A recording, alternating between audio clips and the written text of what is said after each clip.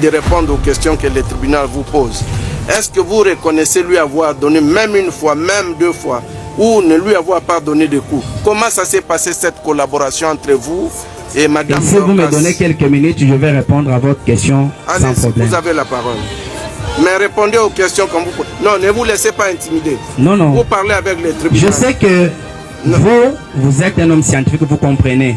Oui. Mais il y a une clameur publique. Il y a les gens qui ne savent pas ce qui se passe. Il faut les ignorer. Qu'est-ce qui s'est passé? Il faut ignorer ce qui s'est passé. Voilà ce qui s'est passé. Oui. J'ai expliqué à la dame les biens fondés et les dangers courus au cas du refus de l'assistance que nous devons lui apporter gratuitement en âme et conscience, parce que nous pratiquons la couverture sanitaire universelle. Les soins maternels sont gratuits. Oui. Et alors, comment, après lui avoir expliqué qu'est-ce qui s'est passé, elle m'a permis de travailler. Okay. Et en cas de déchirure, nous avons ce que nous appelons un écartère de doyen. C'est un écartère très nécessaire qui nous permet de visualiser l'origine de l'hémorragie. Sans cet écartère-là, vous travaillez aveuglement. Je lui ai expliqué que tu vois ça va me permettre de visualiser d'où vient l'hémorragie. La dame me dira, je lui ai dit, un gros bébé vient de franchir cette voie. L'Ibende, c'est un petit rien, bien limé, c'est pas tranchant, comme le ministère l'a dit. C'est ce qui a été conçu par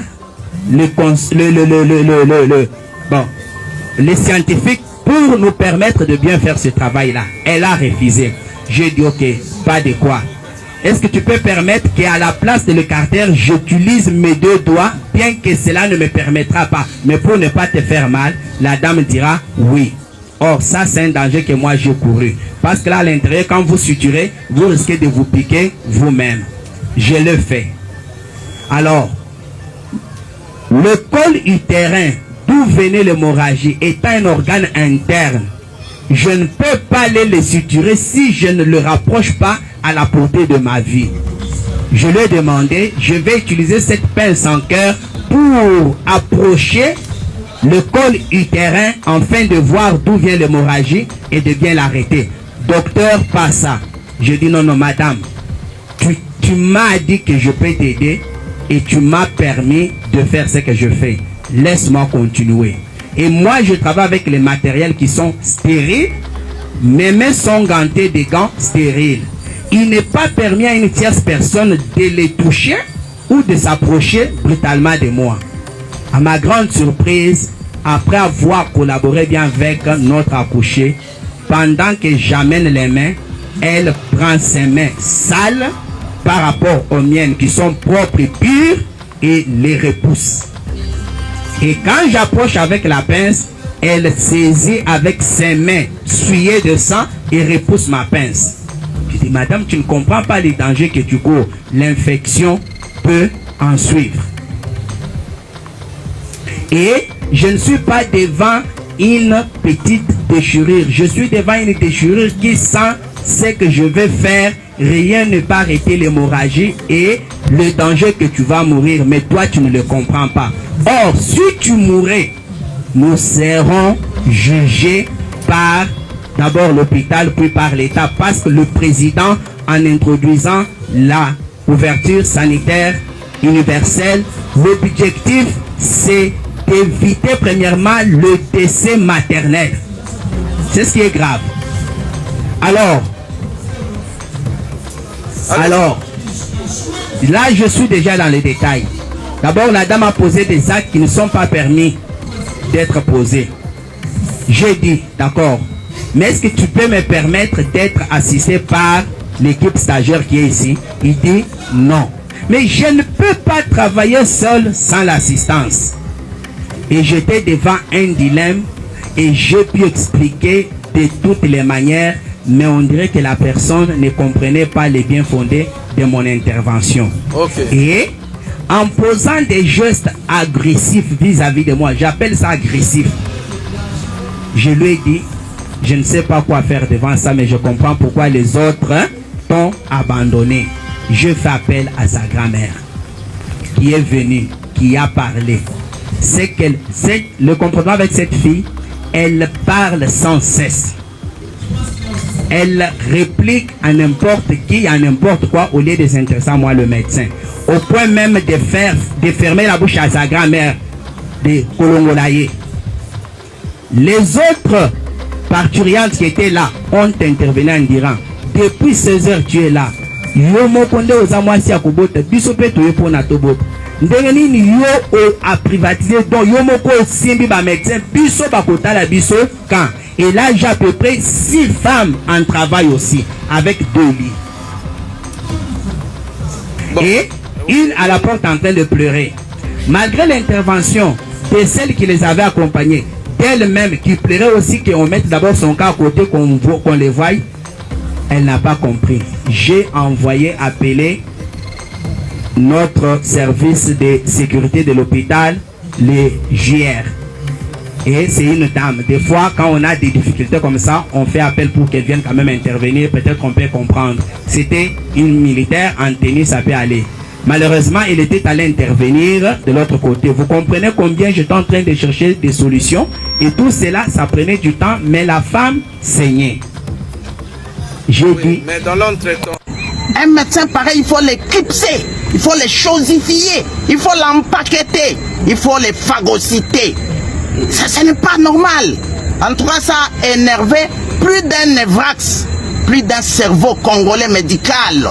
Ce n'est pas possible. Et se débarrasser de la chose, ont été même libérés. Mais moi qui ai tenté et qui a réussi, malgré les moyens utilisés, à sauver cette dame-là, je me suis vu détenu depuis hier jusqu'à aujourd'hui, avec le même habit, sans manger, sans même voir ma femme. Est-ce qu'on peut connaître leur nom? On peut connaître. Si vous avez le PV ou les dossiers qui vous ont été transmis, leurs noms sont là. Non, mais vous ne pouvez pas les ignorer. Vous étiez... Je ne saurais pas citer tout le monde parce que je ne me sens plus bien maintenant. Oui, quelques-uns. Quelques-uns que vous connaissez ou que vous reconnaissez. Je peux facilement citer les noms de mes confrères médecins, mais qui ont été déjà entendus et c'est déjà parti. Non, ceux qui étaient avec vous dans la salle. Non, là je connais qu'une sage-femme, les stagiaires, je n'ai pas le temps de connaître leur nom. Oui, mais la dame, la sage-femme s'appelait comment? Je crois que c'est Maman Timbo. Je crois Timbo. Maman Timbo et qui d'autre? Non, pour l'équipe 1 de sage-femme, il n'y a que elle qui était revenue. Les autres s'étaient retirés parce que la dame elle-même a dit qu'aucun d'eux ne me touche et ne m'approche. Alors vous sortez, moi je vais tenter de travailler avec elle. C'est pourquoi je me suis retrouvé seul, assisté par une seule sage-femme. Vous avez une question? Et j'aimerais vous dire ceci. Monsieur le Président, oui, j'aimerais vous dire ceci. Monsieur David, allez-y. Poursuivez votre instruction jusqu'à la fin, mais louez-moi pour avoir osé quand même de sauver la vie là où les autres s'étaient rétractés. Nous avons compris. Est-ce que vos conseils ont quelque chose à dire? Vous voulez compléter? Bon, essayez de vous organiser pour prendre la parole en toute discipline et sur des faits précis. Ne revenez pas sur ce qui a été dit. Vous pouvez peut-être revenir pour oui. Allez-y.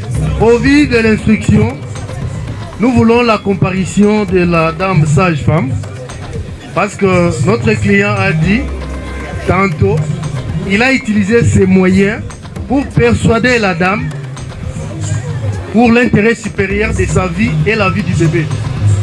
Nous estimons que cette sage-femme qui était dans la salle d'accouchement pouvait comparaître et d'autres médecins qui ont eu à tenter, les infirmiers qui ont eu à tenter à aider la femme, mais ils n'ont pas pu, et aussi pouvaient comparaître pour éclairer la religion de votre tribunal. Nous avons dit. Merci. Donc vous sollicitez la comparution de la sage-femme et de médecins qui sont rentrés parce qu'ils avaient échoué pour convaincre la dame de collaborer avec. C'est bien noté. Je crois que le greffier a acté. Allez-y, Monsieur le Président, nous avons suivi les réponses qui ont été magistralement données par les docteurs. Et il y a quand même des questions qui nous taraudent l'esprit. Les 2 petites questions, nous les adressons au ministère public. Okay, puisque jusqu'à preuve du contraire, il nous semble que le ministère public n'a même pas pris le soin d'entendre la prétendue victime. Alors, on va jeter un coup d'œil. Le procès verbal est ici. Il est dans les dossiers. Effectivement. Est-ce que le ministère public, après avoir entendu, comme vous dites qu'il y a le procès verbal dans le dossier, est-ce qu'avait-il pris les soins de procéder à une même petite confrontation avec les prévenus par ici devant vous? Ça, c'est la première question. La deuxième. Reculez un tout petit peu. Veuillez reculer.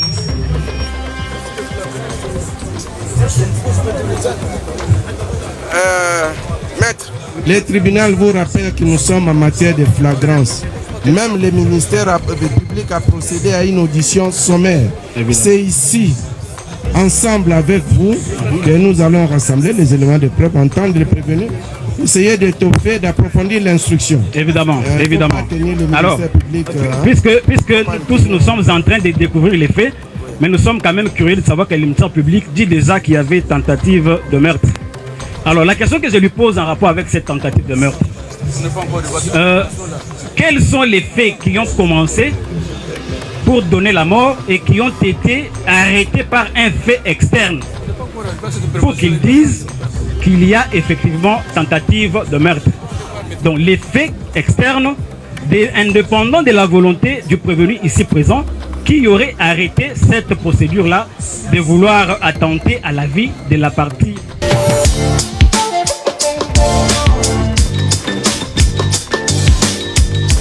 prétendue victime. Et pour enchérir, Monsieur le Président, par rapport aux personnes qui doivent être... Ce que je vis à la toile est carabineux, cataclysmique, nauséeux, cancéreux. C'est pas normal. La médecine se repose sur une triade historique.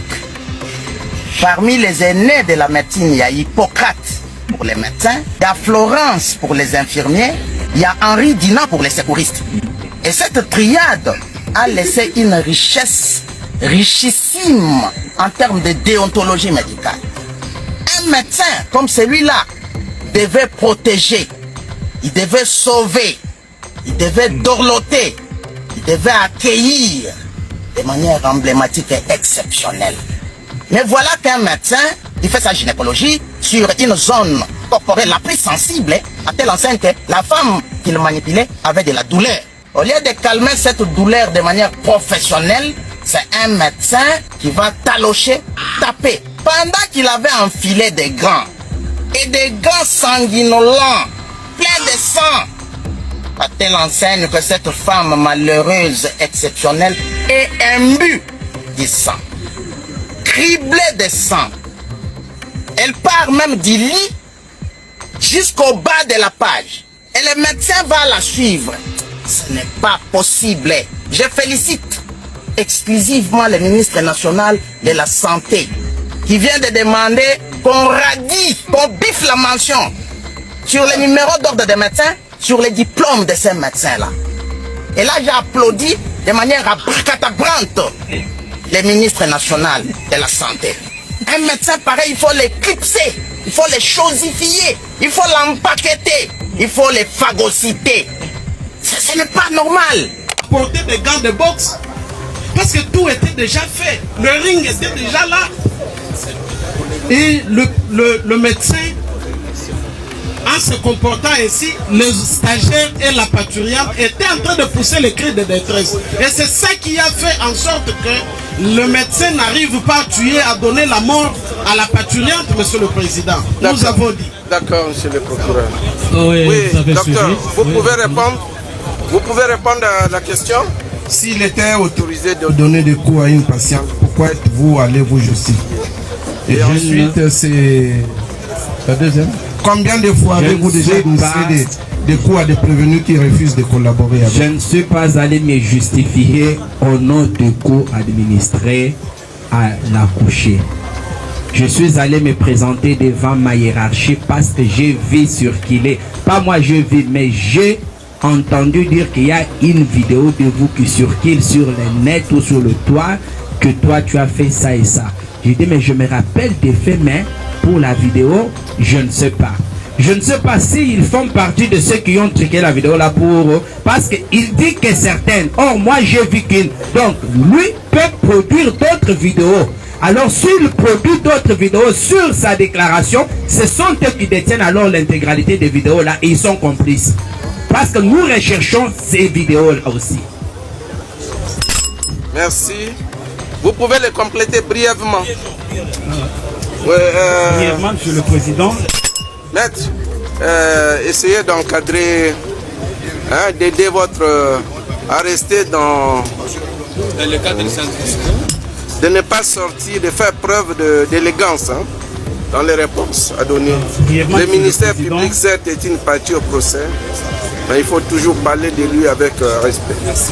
Allez-y. Brièvement, Monsieur le Président, nous sommes quand même surpris de la contradiction entre le ministère public, qui est supposé être un, mais qui donne quand même des réponses contradictoires. L'un dit que l'élément externe, c'est la faiblesse. L'autre dit que ce sont les cris qui seraient l'élément externe. Nous espérons que cela est acté tel quel. Parce que tu dois avoir besoin de... Le ministère public voudrait intervenir pour une question d'urgence. Oui, monsieur le procureur. Non, c'est une question de... Monsieur le Président, nous venons de poser une question ici. Quel est l'état psychologique de prévenu? En l'observant, depuis le début de l'audience, la psychologie judiciaire exige, vous allez constater, Monsieur le Président, et avec sa dernière réponse, où il a tenté d'incriminer la partie poursuivante, de la considérer comme complice, vous allez vous rendre compte que c'est un prévenu impulsif, émotionnel. Et quand il est en face des patientes fragiles, il n'hésitera jamais de porter des coups, nous avons dit. Votre honneur. Merci, monsieur le procureur. Oui, la parole est du côté du prévenu. Mais vous êtes les derniers à intervenir, du côté du prévenu. Non, maître, on n'aura pas... S'il vous plaît. S'il vous plaît, maître. Vous n'allez pas épuiser toutes les questions. Il est presque 18h. Même si on allait jusqu'à 21h, 0h, vous n'aurez pas épuisé toutes les questions. C'est la dernière intervention du côté du prévenu. S'il vous plaît, je vous dis c'est la dernière parce qu'on va renvoyer pour vous permettre de revenir. On n'aura pas épuisé toutes les questions. Et même après une semaine, on n'aura pas épuisé. Allez-y, maître. Oui, allez-y, rapidement. Monsieur le membre de la composition, je voudrais, au nom de toute la corporation, aussi au nom de tous les confrères, nous excuser à propos du dernier argumentaire du docteur David, notre client, tout simplement parce que nous, en tant qu'avocats, lorsque nous prêtons serment, nous jurons de respecter les cours et tribunaux. Il n'en est pas un, c'est un client, c'est un médecin, et donc vous ne pouvez pas tenir rigueur quant à cela parce que nous avions présenté nos excuses. Mais aussi, Monsieur le Président, je voudrais ici, sans embâche, demander à votre tribunal d'acter le fait qu'il y a une contradiction dans les chefs du ministère public. Tantôt l'élément extérieur qui a existé dans l'instruction du commencement d'exécution de l'infraction appelée tentative de meurtre, c'est la faiblesse. Tantôt c'est les pinces et les éléments métaux qui avaient été tenus par le médecin. Tantôt aussi c'est les cris de détresse. On ne sait pas, on est dans un hôpital, il y a des bébés, il y a ceci, cela. Mais ici on nous parle que même les cris qui ont retenti dans la vidéo, ces cris ont été analysés sur le plan du droit numérique et ont été confirmés, affirmés qu'il s'agissait des cris de suite de coups qui avaient été portés par le médecin. Mais aussi et surtout, Monsieur le Président, vous allez ici nous aider à envoyer cette question au ministère public, qu'il nous dise, lorsqu'il dit que dans l'énumération de ces préventions, le ministère public a énuméré l'infraction de coups et blessures. Article 45-46 du Code pénal, livre D. Dans sa deuxième intervention, Il a parlé des coups. Fait-il ici une différence entre les coups et blessures et les coups simples? Je ne sais pas. Mais vous allez ensuite demander au ministère public les coups et blessures qu'il a retenus. Lorsqu'il y a eu audition de la prévenue, le ministère public avait constaté, alors qu'il était devant la prévenue, enfin, pas la prévenue, plutôt la victime, Madame Mouya, le ministère public avait-il constaté qu'il y avait des blessures sur la victime, ou c'est dans la vidéo? Ou c'est dans la vidéo alors que la victime avait déjà saigné de suite de l'opération qu'elle venait de subir, que le sang que le ministère public a vu dans une vidéo, alors que lui, en tant qu'organe de la loi, il a la mission essentielle. Il a la mission essentielle de ne pas seulement se fier à ce qui a été sur la toile, mais lui, il devait faire le tour, le contour et le pourtour de ce que nous appelons les non-dits de cette vidéo-là. Merci. Ok, maître, c'est bien compris. Nous avons... Non, mais nous avons dit que c'était... Okay. Bon, allez-y. J'ai dit ceci, monsieur le président. Le ministère public, qui est l'organe poursuivant... En tant que ministre provincial de la Santé, je suis en train de présenter vraiment mes excuses au nom de la corporation et au nom de tout le médecin qui œuvre dans cette ville. Vous savez que le chef de l'État lui-même est en train d'œuvrer pour la gratuité de la maternité, pour qu'une personne puisse être prise en charge dignement. Et puis le gouverneur de la ville ne cesse de nous rappeler que la santé humaine devrait être au centre de nos préoccupations. Mais malheureusement, ce qui s'est passé au niveau de Saint-Pépé Kikole a choqué tout le monde. Ça nous a énormément choqué. Nous présentons nos sincères excuses à toutes les personnes qui ont pu voir ces images-là, mais nous les rassurons que nous prendrons toutes les dispositions possibles pour que de tels événements ne puissent plus se reproduire. Et ces médecins-là, à l'instant que je vous parle, il est en train d'être auditionné et puis il sera arrêté. Et au niveau de l'ordre de médecins, nous plaidons pour, parce que là-bas c'est la loi, nous plaidons qu'il puisse être radié à l'ordre de médecins, parce que ça fait la honte, de notre corporation. Et puis c'est ce qui a même fait que je puisse convoquer urgemment le président urbain de l'ordre de médecins et son comité pour qu'on puisse statuer.